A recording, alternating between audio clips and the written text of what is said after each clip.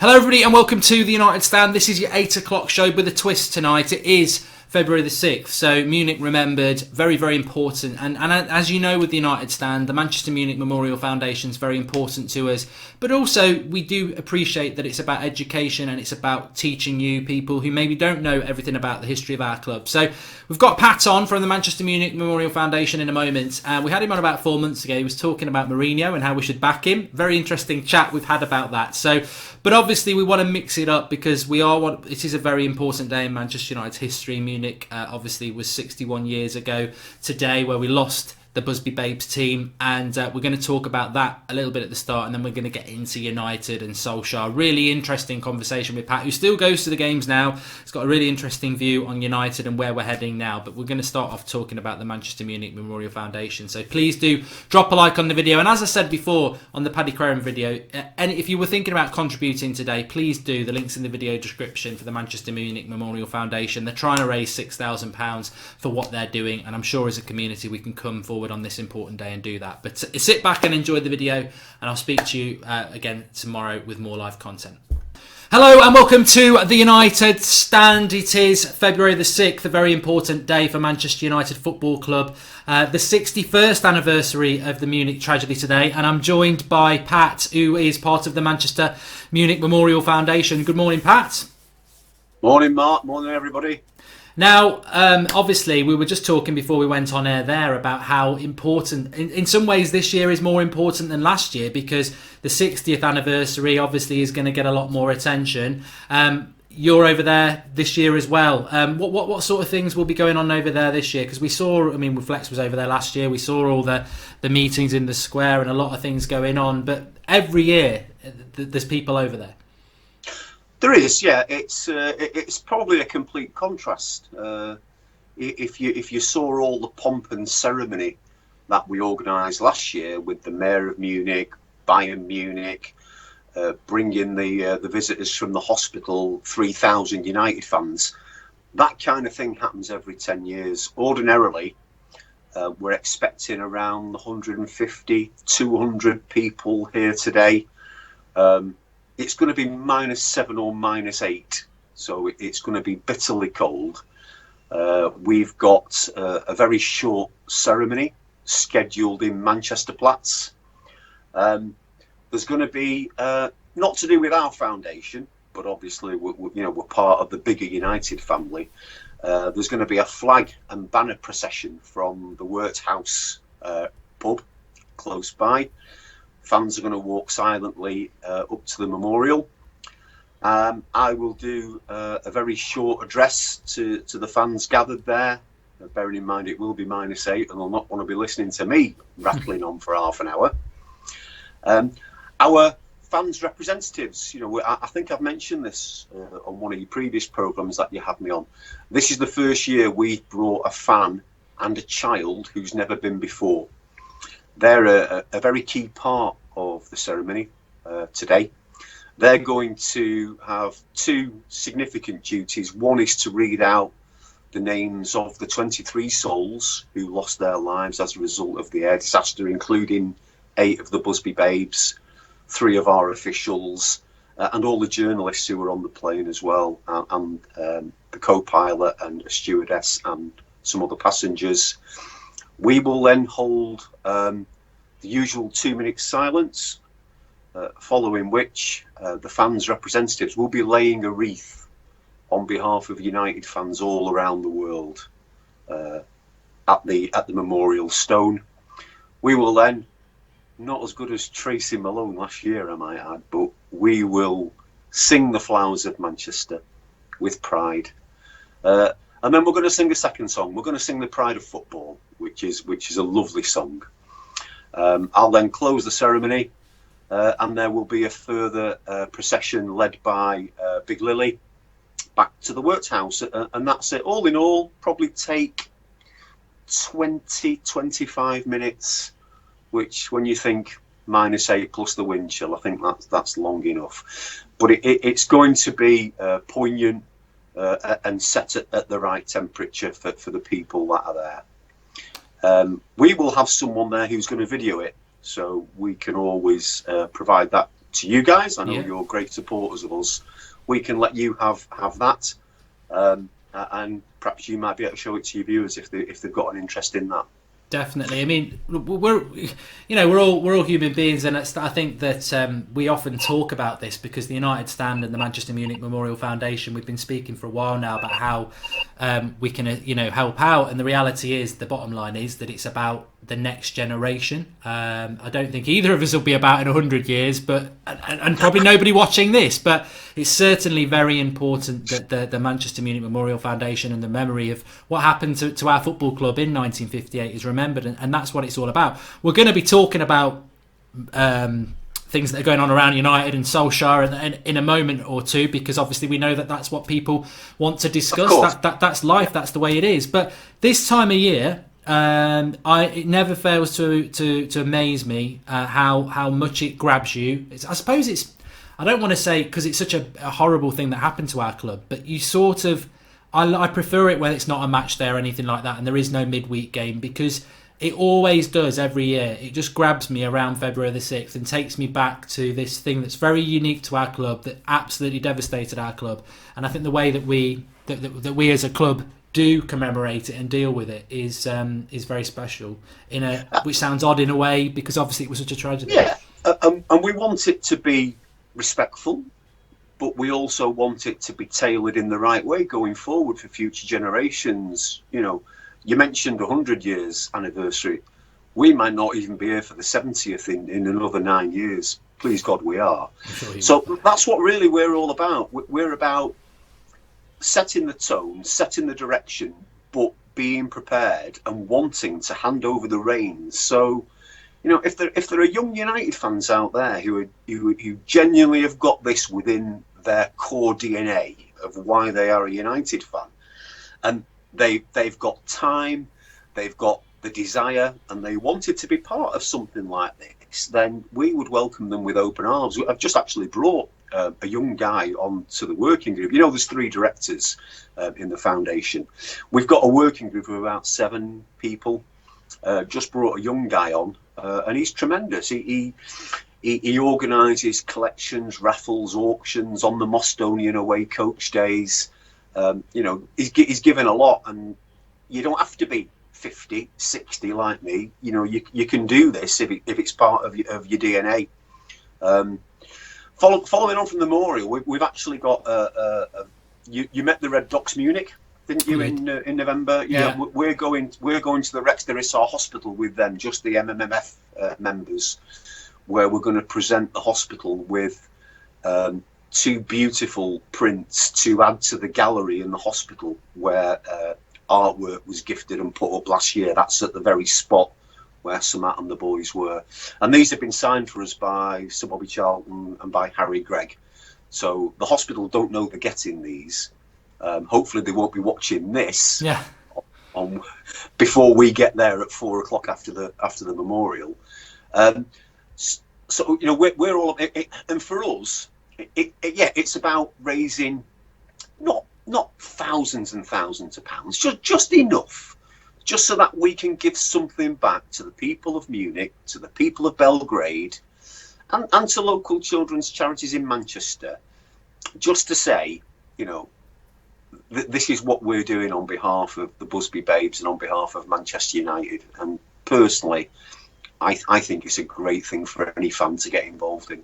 Yeah, 100%. And as I said at the start of the video, there is a link in the video description where people can contribute towards the Manchester Munich Memorial Foundation, which is a Just Giving thing. And we've got a massive community on the United Stand, and we've got a wide demographic of fans as well. And I'm very, when we was approached about last summer, wasn't it really? I had no doubt about doing this. One, because it's the reason I support Manchester United, because of my granddad, who's no longer with us, and it's just makes me feel good that I can do that, because I know he'd be very proud of it. And secondly, because I want people to, I've got no issue if people don't really know much about the Munich tragedy, but they support Manchester United. I know some people would, but this is the world we live in, and people have different backgrounds, but there's no excuse not to find out about it. And if only one person watches this video today and then gets themselves on Wikipedia and starts looking at what happened at the club and what there's a Manchester Munich Memorial Foundation website as well. You can go and leave your thoughts on there. Then that's job accomplished, really, Pat, isn't it? Because it is just about. Of course, it is. It's about getting the message out there, and if you feel that you either you might want to sign the petition that we're currently supporting the Red Docs with to get a display case in Manchester Platz, where all the memorabilia that fans leave can be stored and shown there rather than taken away to Bayern's ground and put in the museum. So we've been staunch supporters of that petition. The other thing we're currently pushing on is Just Giving. We're only looking to raise. We raised a lot of money last year because it was the 60th. It's different in the intermediate years. Mm. So we haven't got any huge aspirations to save the world. We just want to recognise and to do a little bit just to preserve and enhance the Busby Babes. So whether you've got a spare £1 or a spare couple of quid and you don't fancy going to Starbucks and getting a cup of coffee, anything that people have got would be much appreciated. And I say this to a lot of people. The 3 directors and the 7 guys who sit on the working group, since we've been running this for 18 months, have not taken one single penny. In fact, they give their time, they give their money, they give their resources to put something in place for Manchester United fans. We do it on behalf of our fans because we're all part of the same family. And I can, people say, well, you need to be transparent. We absolutely are transparent.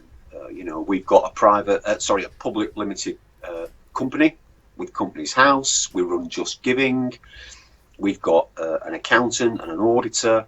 We're running it as a small, not-for-profit business and putting all those stepping stones in place that, in 10 years' time when I'm not around, my son, somebody else's son, somebody else's daughter might go, do you know what? That's so important to me. I want to take up the baton and run with that for a little bit. It's for the fans. Exactly. So, look, it always seems to be really cold and freezing over in Munich as well. And I remember the sort of videos that we did last year, and obviously, as you said, the 60th anniversary. It's like any anniversary, it always is going to get more attention, but it makes no difference to the way people will be feeling about it. Whether it's 61 years, 101 years, it's still going to evoke horrible memories of what was a horrible day for Manchester United Football Club. And it is a very atmospheric place, isn't it? Despite it being many years ago, and obviously it was a snowy day that day as well. It's very spiritual. If you treat it as a pilgrimage, you can feel it's tangible. The emotion that runs through that place, and I'm sure on Wednesday when I'm speaking or when I'm singing, I will get emotional. Everybody there will get emotional because it's just our life. It's as simple. It's like you go in to pay respects to members of your own family at their graveside, where this is a memorial that the people of Munich and Bayern Munich have put together for us. It's our place where we go to pay our respects, and it will get you. It will get you. You should come, Mark. One year you should come. I know, and to be honest with you, I feel very, very bad that I've been, running the United Stand and how big it is. I was saying this to you and Tony a few months ago that I haven't gone. Last year I was going, and then work got in the way, and obviously Flex went and the camera person went and he filmed fantastic stuff. But it doesn't matter when you go. I think you just got to go, haven't you? If you have a bucket list and say of all the things I want to do in my life as a United fan, you might want to go and see United play at the new camp or at the Maracanã or wherever. But if you have that on your bucket list, at least once in my life, I am going to go and pay respects to the Busby Babes over in Trudering in Munich. It's just unbelievable. It's humbling. It really is. And the thing is, I'm 100% going to do it, but I just it's nothing like that. But I've Duncan Edwards' grave. I remember going up there, been there about 2 or 3 times, and that's just a grave in a Dudley cemetery. And if anyone ever wants to know where it is, because it's it's sort of tucked away in the middle somewhere, I can let you know. But that in itself was just amazing, because that was the player that my granddad loved the most, and you stand in front of that and think, here is this man buried who was just massively part of Manchester United. And then you turn it so many, the place where all those young lads, and you know, I know it's about the journalists and of course it's about everybody, but we're Manchester United Football Club, and it's what we lost that day. You know, for me, one of the, probably would have been the best team in the world, was one of the best teams the world's ever had anyway. So yeah, I think you're right. I think it's and it's magnified when you're there, Mark. You know, I have family in Dublin, so Billy Whelan was always my favourite, because my mum loved him. Yeah. And every time I'm in Dublin, I go to Glasnevin Cemetery, go and pay my respects at Billy's grave. And when you're actually intrudering, it's magnified. It's emotional being at a single person's grave for sure. Yeah. But where you're at the exact spot where a memorial is, where the plane crashed, you know, I would defy you not to feel the spiritual nature of your pilgrimage when you're there. Yeah. Well, you know what? It's a fantastic cause, what it does for a horrible day for Manchester United, and the link's in the video description for that. But we did want to talk about some stuff, because you've got to look forward, haven't you? You've got to look forward. That's the way life is. And the legacy of those lads is that here we are, 61 years later, talking about Manchester United. The last time we spoke was around October time, I think, and you were like, I want to see Mourinho turn it around. Obviously, that's not happened. The situation, 1-0 win over Leicester at the weekend, Marcus Rashford, Manchester United, born and bred, as the song goes, through the youth system. What a goal it was. And Ole Gunnar Solskjaer at the wheel. How are you feeling about United at the moment? It does feel like we've got our club back. I mean, I know, you probably stood by Mourinho and Van Gaal, but they were never what United are all about. When you look at, even if you look back at Sir Alex, even if you want to go back as far as the Busby Babes, it's there seems to be a change of direction in the way we're playing. Yeah. What I will say is that I'm a simple soul, and if you play for my club and if you manage my club, then I'm behind you all the way. Having said that, you've got to. There was a tipping point for me, and it came in December, so that must have been after we spoke. Yeah. And that was when I saw his interview after the Liverpool game, when he told us how happy he was with the performance and the effort. And I thought, nah, mate, how can you come on here after Liverpool had just wiped the floor with us and tell me that you're happy? I didn't think they'd do what they did when they did it. I thought they'd wait until we'd run our course in the Champions League with PSG coming up, because I knew we'd get through the group stage. Yeah. So it was a bit of a surprise. But I don't go to every game. But since Ollie's come in, I've been to 3 games, and there were probably games that I might not have gone to under Jose, if I'm honest. But the feel-good factor's back. People are smiling, chatting, enthusiastic. The lads are enjoying themselves on the field. And it resonates, and it comes back into the crowd and bounces back at the players. And it does feel like United. I mean, obviously the current talk is he going to get the job permanently? Is he not? He's had a great start. No two ways about it. He did exactly what they wanted him to do, which was to put a smile back on people's faces, put his arm around those young lads and get them believing in themselves again and playing football. And that's exactly what he's done. Where would you go, Pat? Would you go for him as a full-time, or do you still think let's be patient, or do you think there's a better option out there? Or? Let me just work through my thought process, because initially I thought it's just the feel-good factor. This because he knows us, he gets us. Yeah. He lives and breathes United. It's what he's always wanted. And I have been thinking, we're a European giant of a club, and we're joining this managerial merry-go-round like every other European club, and that wasn't making me feel very happy. And I know the giant players go from contract to contract, and we're starting to see us joining other clubs in trying to get the best manager out there who doesn't really get United. No. When I saw what he did at Tottenham and then at Arsenal and the tactics he deployed, I started to think, if we were looking for an up-and-coming Spanish or Italian or German manager, he was, wanting, he's got the hunger, he's got the desire, and wanting to stamp his type of football, modern-day dynamic football, on Europe, that's what we should be going for. Now, who's to say that's not Solskjaer? Mm. When you saw the game at Burnley, he made some changes. We're 2-0 down, and this is not very good, is it? But the way those kids came back, never give up. And when we got to the finish line, having pegged them back, now that was just like the old days, where United played for 95 minutes, 96, 97 minutes. Don't know what Sean Dyche was complaining about, but should have had another couple, I think. Always complains about something. The amount of time wasting them boys did. So it's clear that he's good for the club, and it's clear that these players. So you might say, were they under the reins under Mourinho too much? Were they too stifled? Did they throw the toys out the pram or down the tools? Was it a combination of the two? We can argue till we're blue in the face.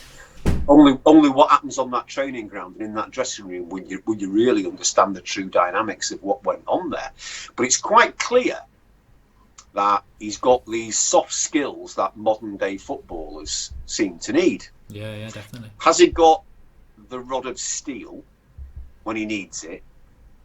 I think we're told he has by lads who played with him, the Nevilles, Nicky Butt, and Scholesy. I've seen comments from them. See, he dropped Pereira after Burnley. Didn't even have him on the bench, having started him.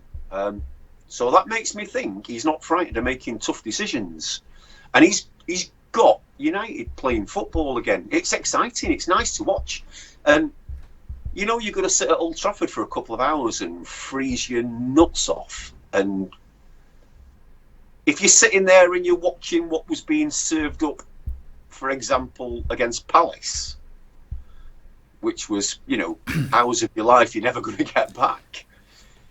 It's funny, actually, that Palace game, because I was at that one and I sat there in an area I'd not sat before, and there was a lot of, obviously, season tickers, probably around your age, so they've been going for a while, and to sit there amongst them and chat with them, it's interesting because a lot of people I normally talk to are probably around my age or younger, and they're a bit more vocal and ranty. Yeah. But these people were around, they've been there a long time. They were exactly the same. All right, they weren't swearing, but they were like, this isn't United. This is terrible. What is he doing? He ain't got a clue what he's doing. And I was like, when you're losing every demographic, it's only going one way. And I think you're right. The smile on everyone's face is great. We're not like that. We're loyal to the core. Even players who come back, bar one or two exceptions, I would say. Most players who played for us who come back get a tremendous reception. Some. There's one or two who don't.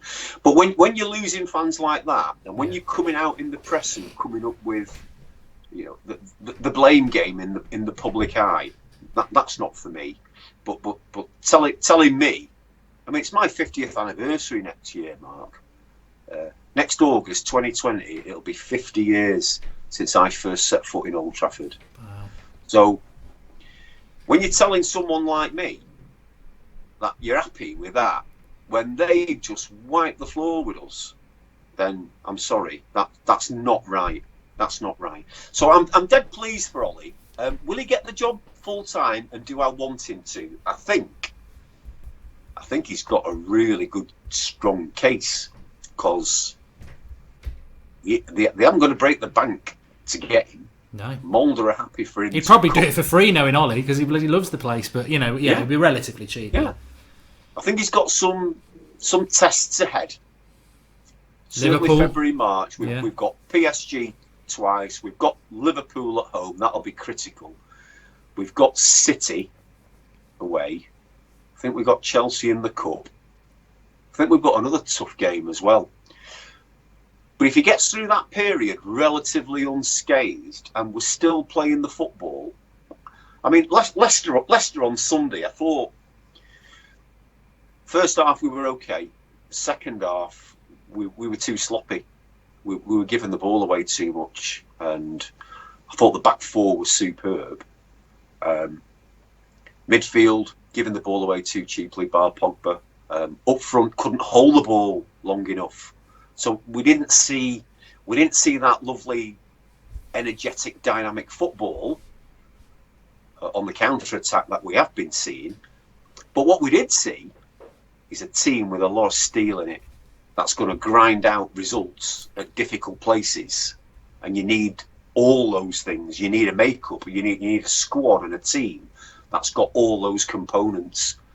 So these players haven't changed overnight. Still the same squad, still the same set of players. But you're not putting square pegs in round holes. You're putting them in square holes, and the reins are off, and they're loving it, and they're smiling, and the fans are loving it, and it really is a pleasure to go back and sit at Old Trafford, and at least know you're going to see a really good game of football. Exactly. I think. I mean, I'm not a gambling man.